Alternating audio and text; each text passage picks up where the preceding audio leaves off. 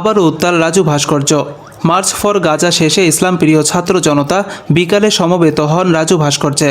নানামুখী ইসলামী slogan দিয়ে মাতিয়ে রাখেন পুরো টিএসসি চত্বর। মনে হচ্ছিল রাজু নিজে জিন্দা হয়ে ছাত্র জনতার কাঁধে কাঁধ রেখে স্লোগানে স্লোগানে মুখরিত করবে টিএসসি।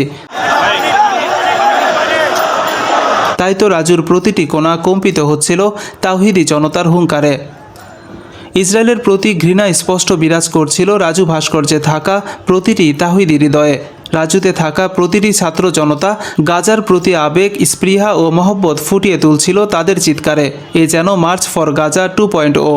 রাজুকে সামনে রেখে সবাই যেন একটি নতুন বার্তা দিতে চায়।